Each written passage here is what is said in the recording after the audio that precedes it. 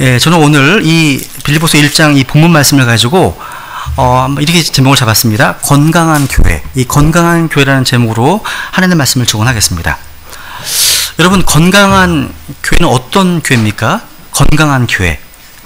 여러 가지로 이야기할 수 있지만 저는 빌립보서 1장에서 눈에 왔던 단어가 하나 있습니다. 바로 진보, 진전이라는 단어입니다. 이 퍼더런스 단어인데요. 이 진보, 진전이라는 단어가 딱 두 번 나오는데 그 내용을 설명하고 싶습니다. 먼저 빌립보서 1장 이제 12절에 보시면 그러나 형제들아 내게 일어난 일들이 도리어 복음을 진전시키는 기회가 된 줄을 너희가 알기를 내가 원하노라. 여기서 지금 바울은 복음의 진전, 복음의 진보를 말하고 있습니다. 그리고 25절을 다시 보세요. 25절 보시면 이같이 확신함으로 너희의 믿음의 진보와 기쁨을 위하여 내가 너희 모두와 함께 거하며 머무를 것을 내가 안다. 여기서는 지금 믿음의 진보를 말하고 있습니다. 12절에 나오는 복음의 진보는 믿지 않은 자들을 향한 것이고 25절에 나오는 믿음의 진보는 믿는 크리스천들을 향한 겁니다. 건강한 교회는요, 이 두 가지 종류의 진보가 다 필요합니다. 어떤 교회는, 제가 볼 때 어떤 교회는 복음의 진보는 있어요. 근데 하나님의 바른 말씀이 없어서 그 모든 말씀을 가르치고 선포하지 못해서 믿음의 진보가 부족한 경우가 있습니다. 또 이와는 반대로 어떤 교회는 모든 성경 기록을 계속 선포하고 가르쳐서 믿음의 진보는 많이 추구하지만 희한하게 복음의 진보는 아주 약한 모습을 보게 됩니다. 그래서 복음의 열매가 많이 없어요. 빌립보서 1장 한 측면에서는요, 이 복음의 확장을 강조하고 있고 다른 측면에서는 또 믿는 성도들의 믿음의 성장을 이렇게 지금 중요시하고 있습니다. 바울은 복음의 확장을 아주 중요했고 또 빌립보 성도들의 믿음의 진보와 기쁨의 풍성함도 매우 강조했습니다. 교회는, 신약교회는 이 두 가지 측면이 아주 균형 있게 발전해야 건강한 겁니다. 여러분, 이 건강한 교회는요, 건강한 사역자와 건강한 성도로 구성되어 있습니다. 오늘 이 두 가지 모습이 본문에 잘 나타나 있는 것 같은데요. 제가 두 가지 하나 살펴보겠습니다. 첫 번째, 건강한 사역자의 이제 모습입니다. 여기에 우선 23절, 24절을 한번 같이 읽겠습니다. 23, 24절입니다. 시작. 떠나서 그리스도와 함께 있기를 바라며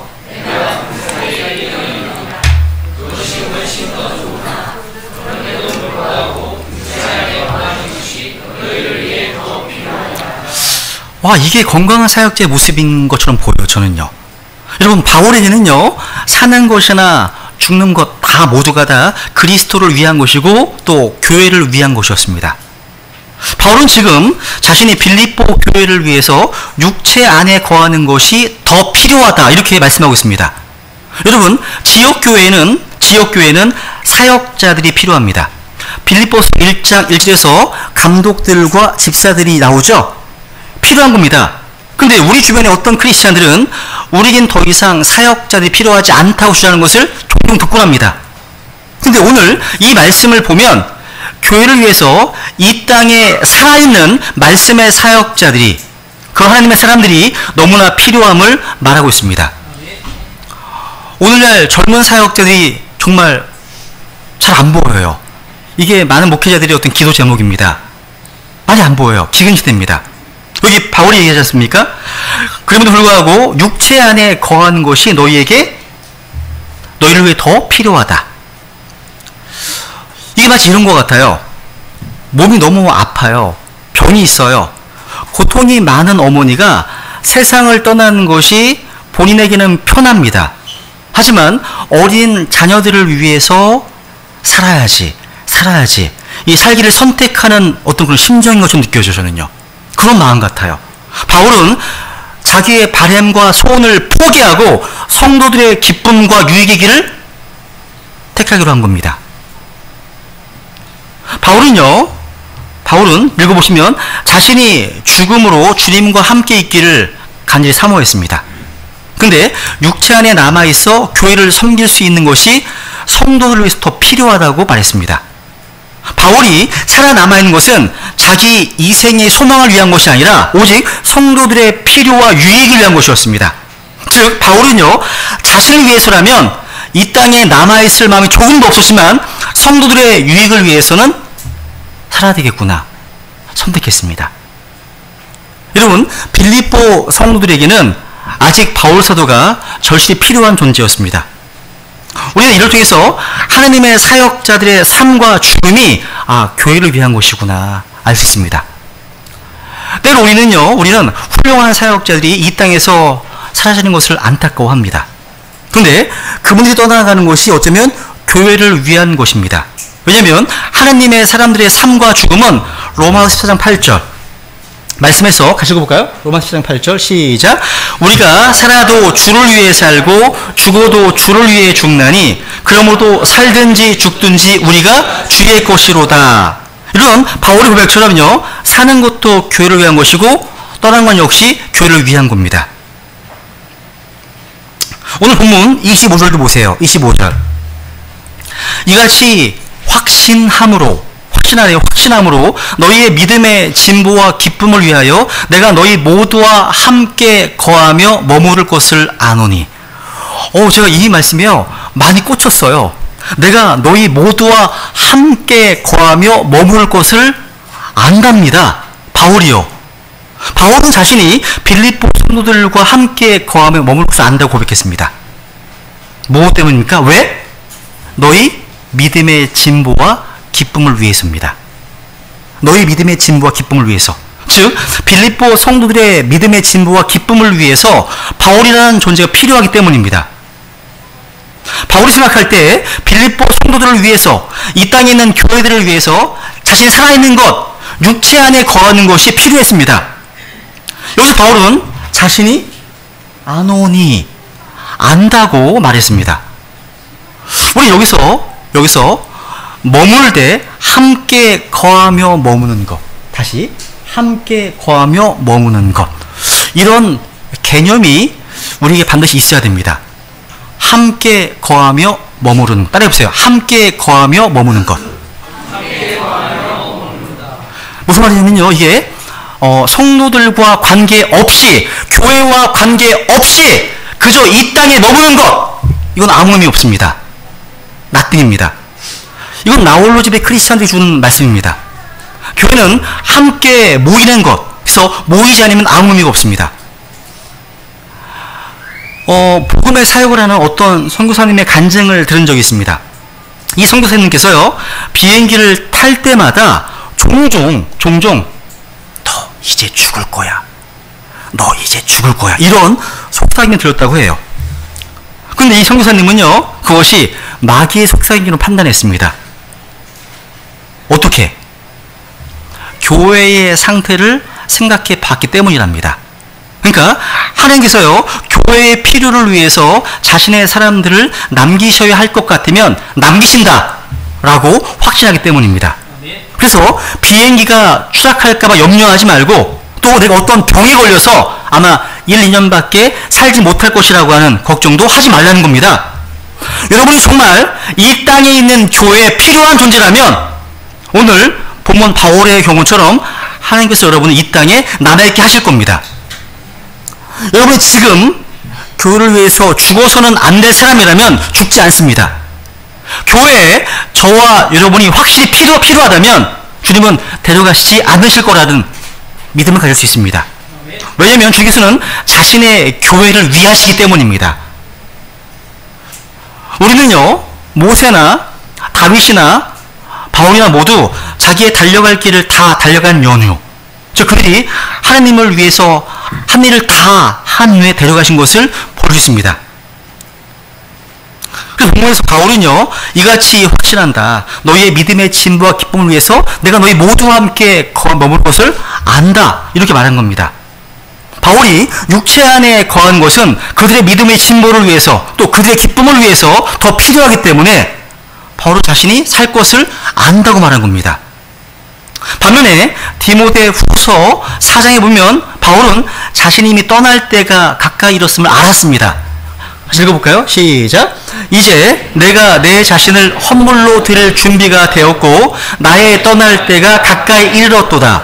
내가 선한 싸움을 싸우고 나의 달려갈 길을 마치고 믿음을 지켰은즉. 그렇습니다. 바울은 자신이 선한 싸움을 싸우고 달려갈 길을 마쳤다는 것을 알고 있었습니다. 우리도 선한 싸움을 싸우고 달려갈 길을 마치고 믿음을 지켰다면 그때 평안한 마음으로 주님께 갈 수 있을 겁니다.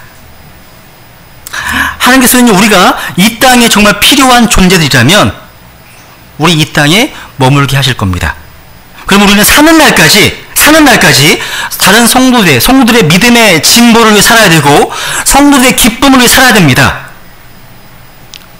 여러분, 말씀의 사역자로서 하나님의 사람들의 존재는 성도들의 믿음의 진보를 위해서 필요합니다. 자신의 야망을 위해서 교회가 존재하는 게 아닙니다. 자신의 꿈을 실현하기 위해서 교회가 존재하는 게 아닙니다. 성도들의 영적인 진보와 기쁨을 위해서 존재하는 이들이 건강한 사역들인 겁니다. 저 또한 베다니 침례교회 말씀의 사역자로서 성도들의 기쁨을 돕는 자로 여기 서 있는 겁니다. 그러므로 하나님은요, 이 땅에 자신의 사람들을 남겨두셔서 자신의 교회로 하여금 더 진보하게 하시고 또 기쁨으로 충만하게 하신다는 겁니다.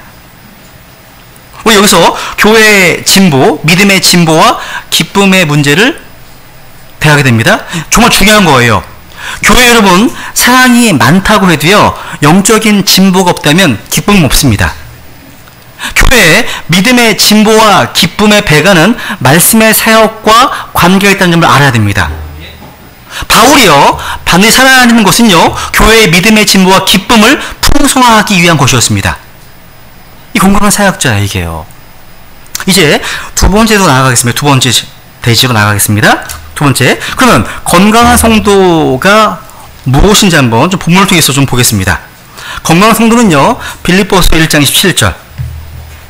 오늘 이 말씀이 핵심 구절인데요. 같이 읽겠습니다. 시작.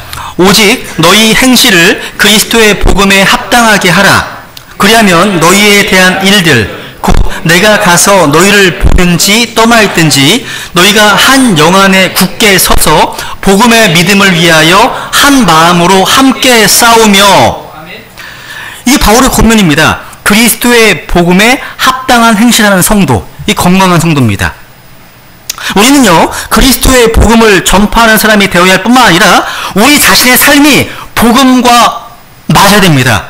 복음과 어울려야 됩니다. 우리가 다른 사람들에게 예수 그리스도의 구주되심, 또 주되심을 선포하고 그분 외에는 구원이 없습니다. 전파합니다. 우리가 예수 그리스도의 십자가를 선포하고 그분만이 우리 인생의 의미이고 목적이다 선포하지만 우리의 삶이, 우리의 행실이 그 복음과 어울리지 않는 삶을 산다면 그건 맞지 않은 거예요. 우리는 모든 삶이 그리스도의 복음에 합당하게 생활해야 됩니다.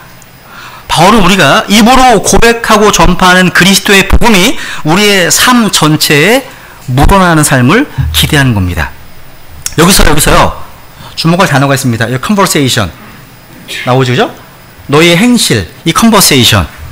이 단어의 영어 단어가 conversation인데요. 이 단어를요, 오늘날의 영어 사전에서는 어떤 뜻이면 주로? 대화잖아요, 대화, 그죠? 대화라는 뜻을 사용합니다. 근데 성경으로 비교해서 찾아보니까 이게 대화가 아니라 행실, 또 삶의 방식을 뜻하고 있음을 주의해야 합니다. 그러니까 킹제임스 성경의 영어 단어가요, 지금의 사전으로 좀 다른 게 있어요. 조심해야 됩니다. 예를 들어서 말라기 2장에 보면 메스터나 메스터, 선생, 주 나오죠. 이게 그 당시 영어는 배우는 자로 되고 배우는 자, 이런 겁니다. 이 단어가 또 빌립보 3장 20절 가볼까요? 3장 20절 시작.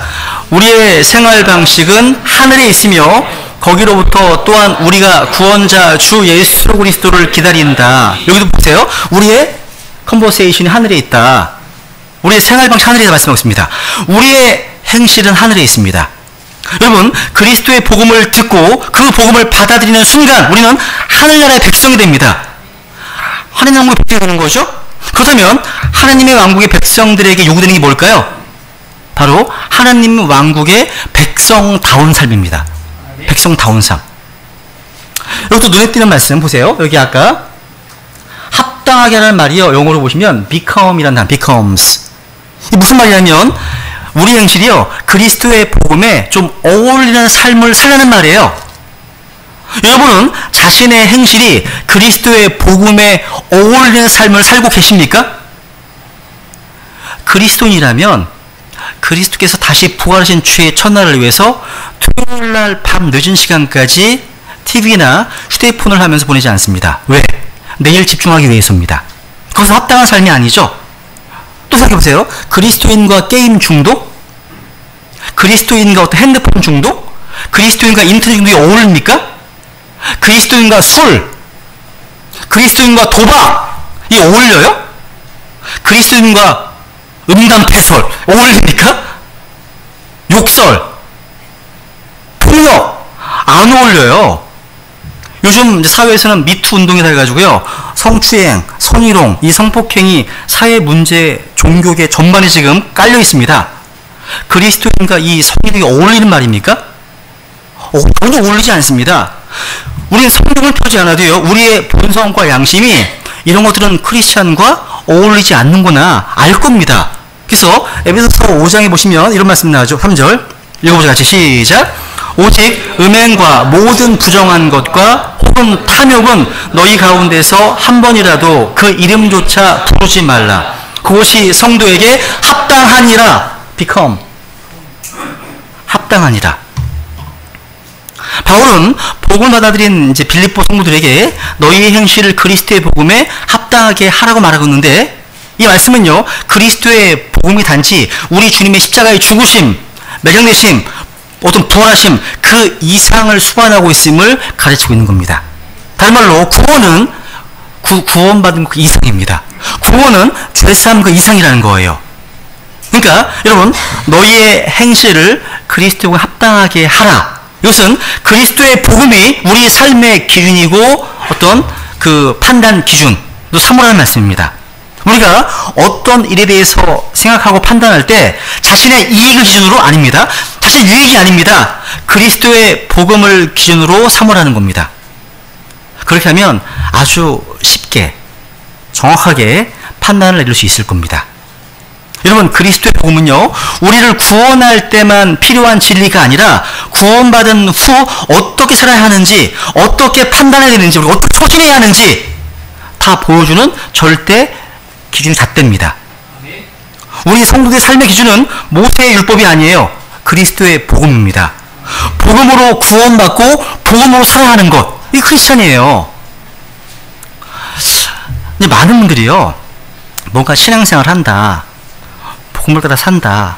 이렇게 얘기를 하면 막연하게 도덕적으로 살고 선하게 살고 뭔가 사람들이 지탄받는 일을 하지 않고 사는 것 정도 생각합니다. 그래서 많은 사람들에게요. 기독교가 얼마나 독특하고 다른 종교인지 제대로 드러나지 않습니다. 대부분의 사람들이요. 일반적인 도덕이나 윤리나 종교처럼 기독교인으로 산다 하면 그저 약간 도덕적으로 살고 사람들에게 본이 되고 존경받는 삶을 사는 것이라고 쉽게 생각합니다. 근데 기독교는 그런 종교가 아니에요. 예수 그리스도의 피로 죄사함 받고 구원을 받음으로 성령님께서 가져다 주시는 진실한 내적 변화가 묻어나오는 삶이 되어야 복음에 합당한 삶인 거예요. 그런 것이 없이 그냥 도덕을 준수하고 어떤 일정 형태의 삶을 사는 것? 이게 신앙생활 말할 수 없습니다. 그래서 오히려 너무나 외형적이고 율법주의적인 신앙이 될 수밖에 없습니다. 그러니까 내 안에 진실한 내적 변화가 일어나지 않고 어떤 외적인 행위 해야 할 것, 하지 말아야 될 것 이것만을 준수하면 율법적으로 될 가능성이 큽니다. 그러니까 복음의 핵심에 이르지 못하고 주변만 맴도는 거죠. 이거 그냥 다른 종교 비슷해지는 거예요. 그런데 여러분 그리스도 복음은 절대 그런 게 아니에요. 모든 문제의 핵심은 내면의 진실한 변화입니다. 어떤 행실, 어떤 삶을 살기 이전에 먼저 어떤 사람이 되어야 하는지가 성경이 강조하는 겁니다. 우리의 존재 자체가 예수 그리스도를 자신의 구주와 주님으로 영접함으로 새로운 창조물로 복음과 성령님 안에서 먼저 변화되고 그러고 나서 그 변화를 담아내는 행실이어야만 의미가 있는 거예요. 그것이 없이 그냥 일반적인 윤리나 도덕이나 다른 종교처럼 행실 자체를 하다 보면 그건 기독교가 아니라는 거예요. 종교. 그렇다면 건강한 성도로서 어떻게 사는 것이 그리스도 복음에 합당하게 사는 걸까요? 본문에 보시면 세 가지로 소개합니다. 우선 27절에 보시면 다시 읽을게요. 시작. 오직 너희 행실을 그리스도의 복음에 합당하게 하라. 그리하면 너희에 대한 일들 곧 내가 가서 너희를 보든지 떠나든지, 그 다음 너희가 한 영 안에 굳게 서서 복음의 믿음을 위하여 한 마음으로 함께 싸우며. 그렇습니다.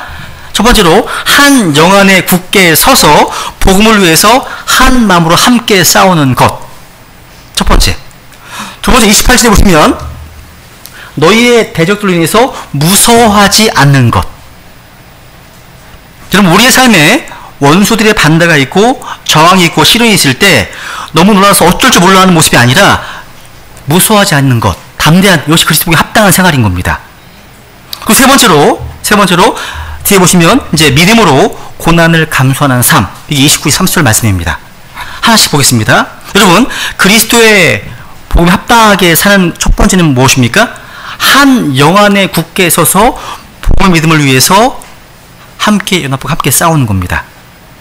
여기서 이제 한 영, 그리고 또 한 마음. 주목해 보세요. 한 영, 한 마음. 따라해 볼까요? 한 영, 한 마음. 이건 하나됨을 말하는 하나됨. 이것이 복음에 합당한 삶의 중요한 표현입니다. 여러분, 전 세계적인 축제로 이제 평창 올림픽이 이제 오늘 폐막식 하잖아요. 근데 그곳에서요, 올림픽 기간 내내 우리 믿음의 동료들이 복음을 전했던 걸 아십니까? 우리가 교제하는 한 이제 형제가 이제 목회자들에게 단체로 카톡을 보냈습니다. 이런 내용이었어요. 안녕하세요, 목사님. 현재 평창 이제 동계올림픽 선교가 진행되고 있습니다. 선교팀에 의해서 수천 권의 쪽복음, 하나님의 구원 계획 책자들이 매일 배포되고 있습니다. 그러나 안타깝게도 저희가 전혀 예상하지 못했던 문제들이 터지고 있습니다. 영적인 전쟁인 것이 분명하고 우리의 대적인 마귀가 선교를 방해하고 있습니다. 이에 목사님들께서 특별히 이 지상 명령이 이루어지고 영혼들이 구원받을 수 있도록, 또 선교 팀원들이 요양관에 강건할 수 있도록 기도해 주시기 바랍니다. 선교는 2월 23일까지 진행될 예정입니다. 감사합니다. 이런 내용이었습니다.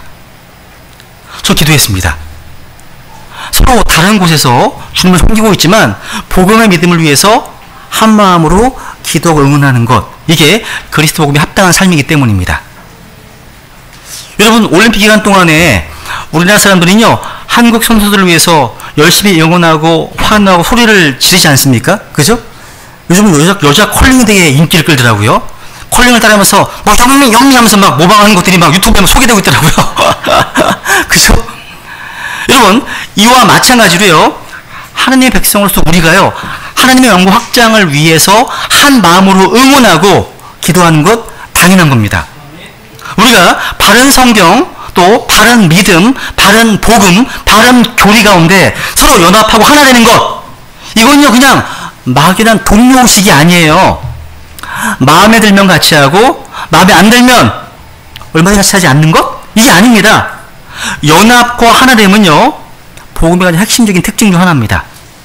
물론 여기에서 연합은요, 비진리 연합이 아닙니다. 성경적인 바른 진리 희생시키는 그런 연합이나 혁명 배교일 뿐이죠. 그죠? 그러니까 여기서 연합은 성령께서 하나 되게 하신 걸 힘써 지키는 연합을 말하는 겁니다. 여러분, 요한복음 7장에 보시면 예수님께서요, 십자가를 돌아가시기 직전에 제자들을 위해서 반복적으로 기도하신 내용이 있죠. 그게 뭐였습니까? 하나가 되게 해달라는 거였습니다. 한번 읽어볼게요, 같이. 시작. 이제 나는 세상에 더 있지 아니하오나 이들은 세상에 있었고 나는 아버지께로 가옵나니 거룩하신 아버지여,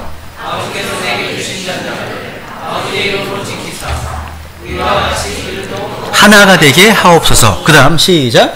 이것은 그들이 다 하나가 되게 하려 함이니이다.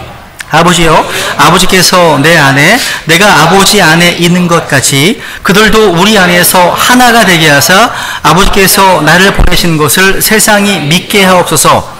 아버지께서 내게 주신 영광을 내가 그들에게 주었사오니 이것은 우리가 하나인 것 같이 그들도 하나가 되게 하려 함이니이다. 주님의 간절한 기도였습니다. 기도였어요. 그런데 성도들이 나뉘고 분열하고 다투고 파당을 짓고 이런 모습들, 전 주님의 뜻이 아닙니다. 개개인인 크리스천들이 이 교회 안에서 서로 하나가 되고 한 마음이 되었을 때 주님께서 주신 이 사명들을 잘 감당할 수 있는 겁니다. 이 복음을 위해서 한 마음과 한 영으로 함께 싸우고 협력하는 것. 여러분, 이 세상은요, 온통 경쟁하고 비교하고 다투고 쪼개지는 모습입니다. 근데 그 속에서 교회가 이 복음 때문에 하나 되는 것. 정치적으로 보수와 진보, 또 좌우라고 정치적인 견해 때문에 하나 되는 게 아닙니다. 또는 이런저런 이해관계 때문에 하나 되는 게 아니에요. 마음이 통하고 말이 통하고 생각이 비슷하기 때문에 하나 되는 게 아닙니다. 교회가 만약 하나 되면 그런 것이 아니에요.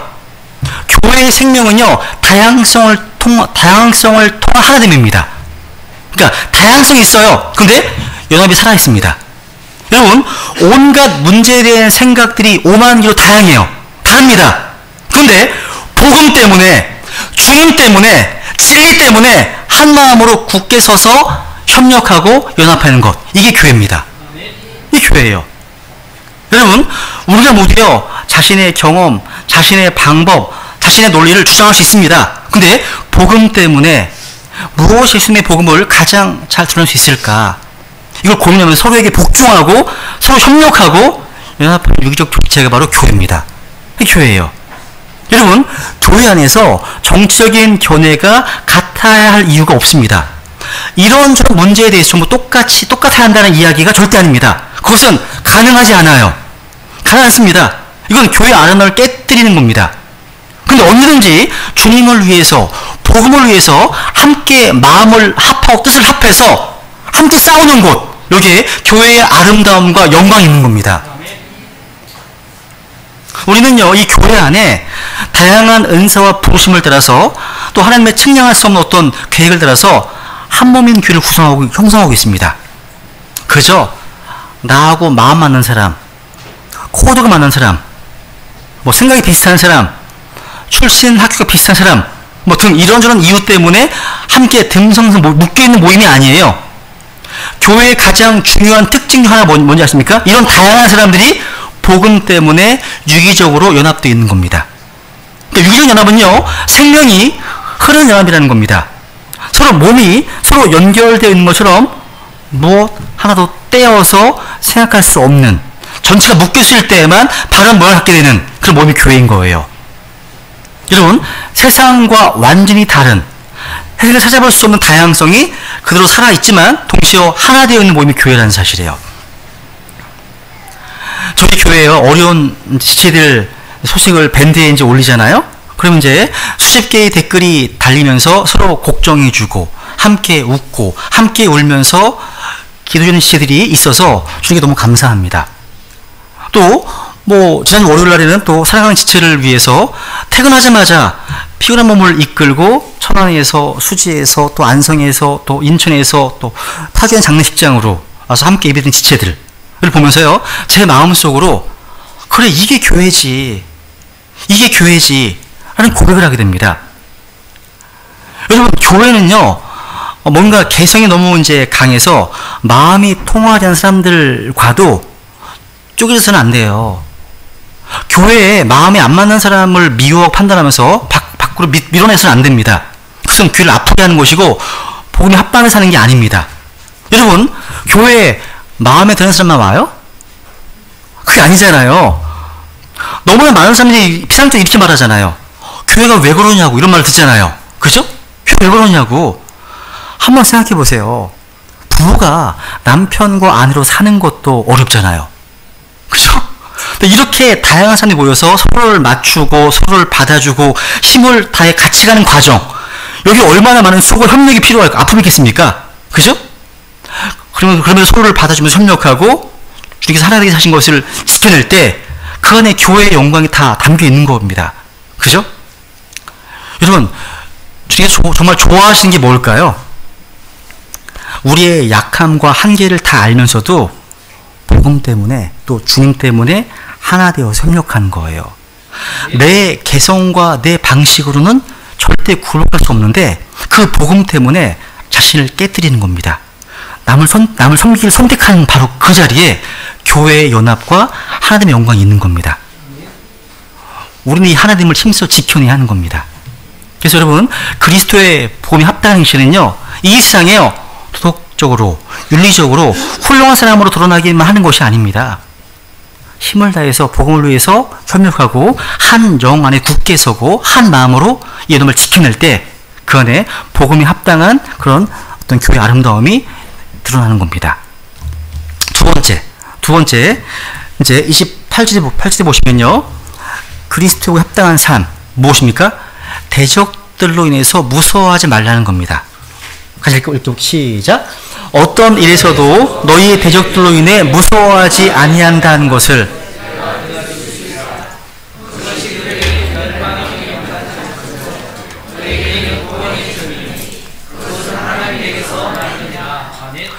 야, 너희의 대적들이 있네요. 아까 제가 그 평창에서 온 소식 전해드렸죠? 영적 전쟁이 있어요. 여러분, 복음을 위해서 싸우잖아요? 반드시 대적들이 있습니다. 성경을 증언하는 거예요. 오늘날 나에게 또 우리에게 대적이 없다면 복음을 전하는 일이 적기 때문입니다. 복음을 전하지 않으면 대적을 만날 일도 없어요. 복음이 없는 교회 생활은 뭔가 부족한 것이 있다는 것을 우리가 알고 있어야 됩니다. 그래서 바울이 보기 원하는 것은 뭐예요? 성도들이 복음을 위해서 함께 싸우는 것이고, 그 다음 뭐예요? 대적들로 인해서 무서워하지 않는 겁니다. 그것이 그들에게는 멸망의 명백한 증표, 너에게는 구원의 증표다, 이렇게 얘기합니다.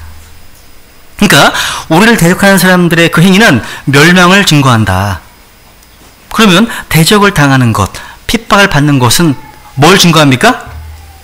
구원의 명백한 증표입니다. 증표라는 거예요. 구원의 증표. 여러분, 하나님께서 왜 복음 전하는 자들에게 박해를 허락하십니까? 그것이 바로 우리에게 구원의 증표가 되고, 또 박해하는 자들이 뭐예요? 멸망의 명백한 증표가 되는 걸로 말씀하시는 겁니다. 여러분, 그리스도인들 가운데요, 두 종류의 크리스찬들이 있을 수 있습니다.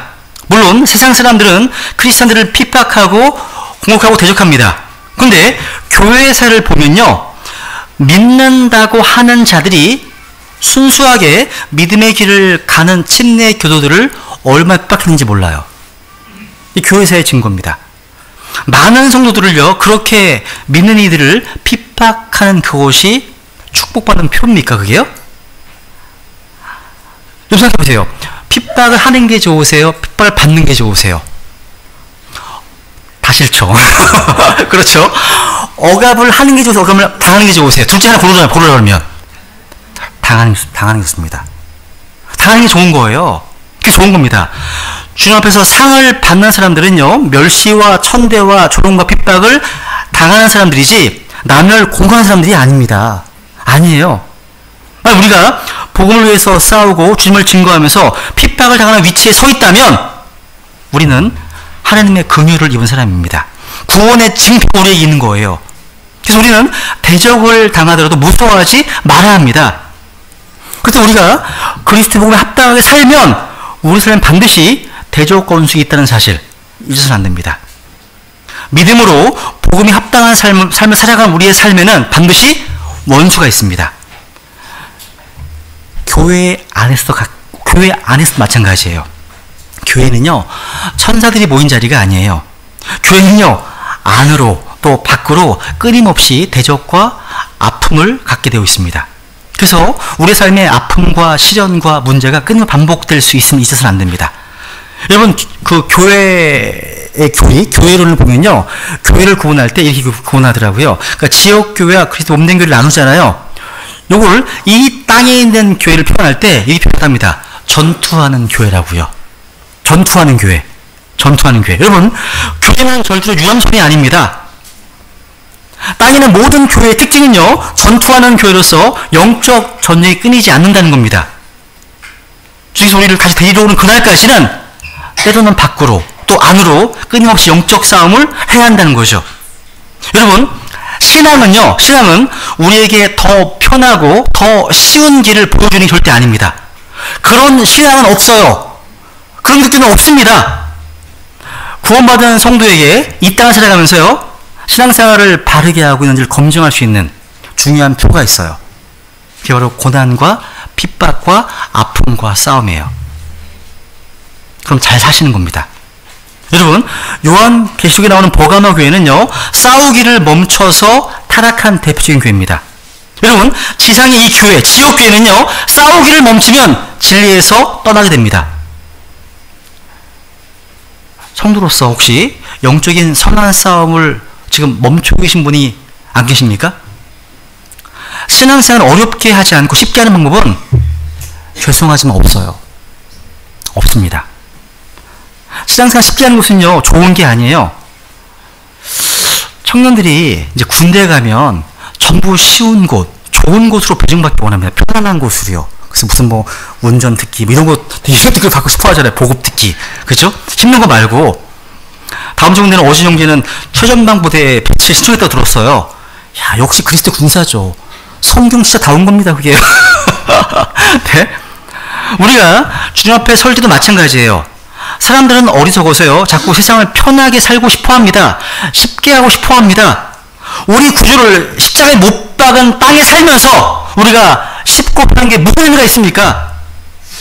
우리가 십자가에 못 박혀 돌아가신 구주를 전하면서 편하고 쉽고 아무 문제 없고 좋은 삶을 사는 것을 원해서는 안 됩니다.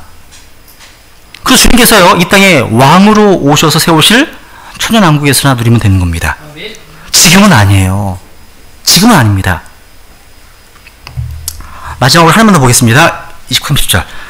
건강한 성도는요, 이 믿음으로 이런 고난과 싸움을 감수할 줄 압니다. 성경은 이런 싸움과 고난이 우리에게 있다고 가르치고 있습니다. 같이 읽어볼게요. 시작.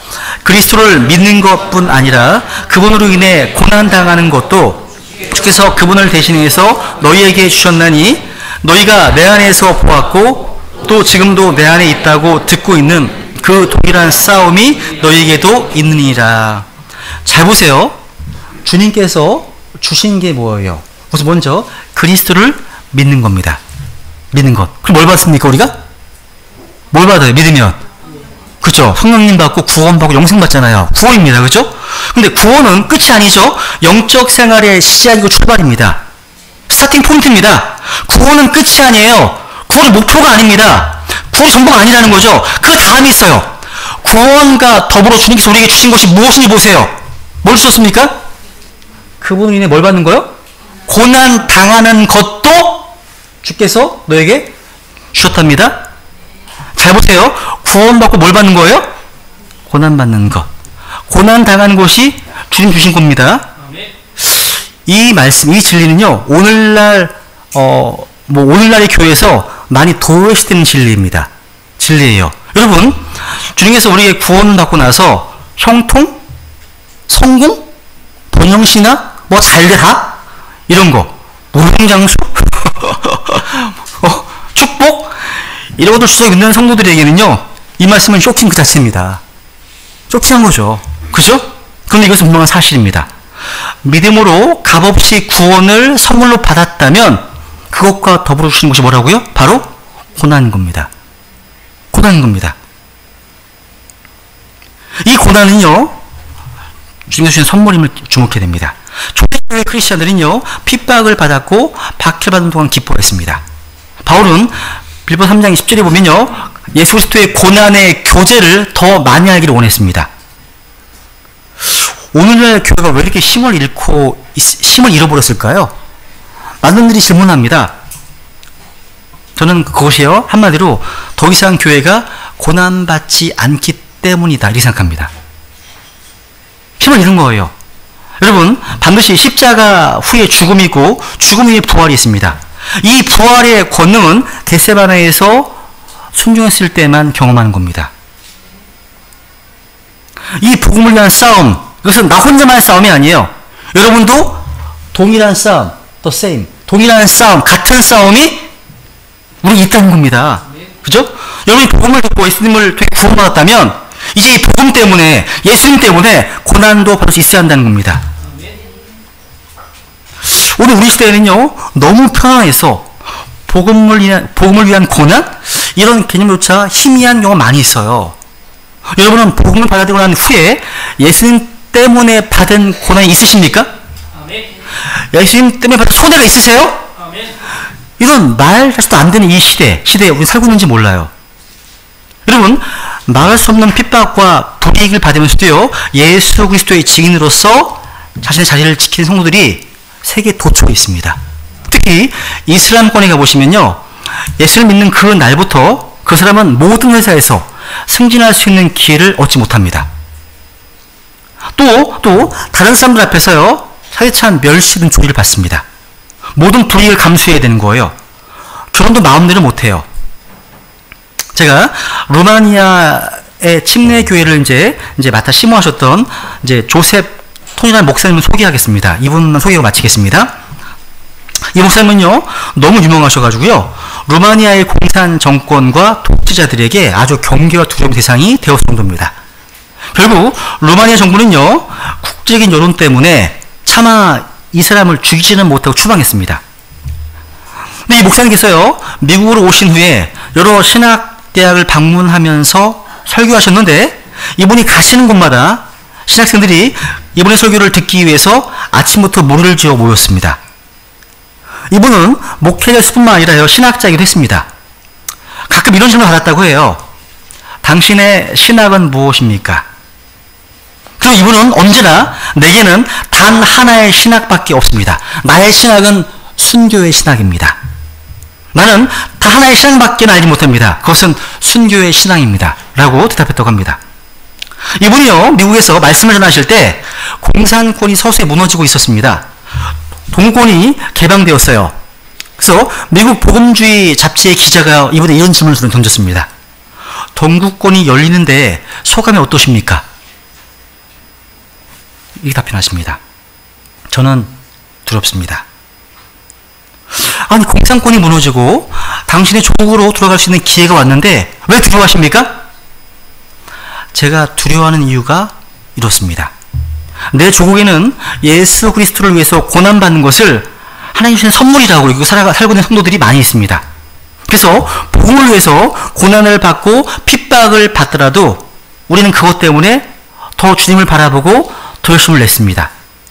하지만 만약 동구권이 개방되어서 내 조국에 들어갔을 때 내 조국의 교회가 주님을 위한 고난을 하나님께 주시는 선물로, 은혜로 알지 못하는 사람들로 세워질까봐 두렵습니다.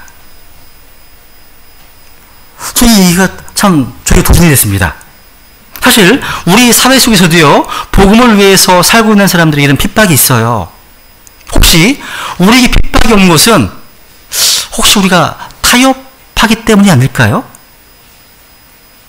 내가 참으로 예수 그리스도의 복음을 위해 살기를 원하고 그리스도의 복음을 입술로 증언하고 있다면 우리의 삶에는요, 마귀의 저항이 있고 핍박이 있습니다. 우리가 편안한 이유는요, 아마 우리의 침묵 때문인지 몰라요. 침묵. 그래서 어떤 목사님은요, 오늘날 이 시대 크리스천들의 침묵을 향해서 이렇게 말씀하십니다. 이것은 참으로 부끄러워해야 할 죄입니다. 침묵하는 그리스도인 있을 수 없다고 얘기하는 겁니다. 다시 바울의 말 들어보세요. 29절 시작. 그리스도를 믿는 것뿐 아니라 그분으로 인해 고난당하는 것도 주께서 그분을 대신해서 너에게 주셨나니 됐습니다. 우리가 예수님을 증거하지 않기 때문에 전혀 고난이나 핍박을 받지 않으며 살고 있다면 그건 타협하고 있는 겁니다. 타협하고 있는 거예요.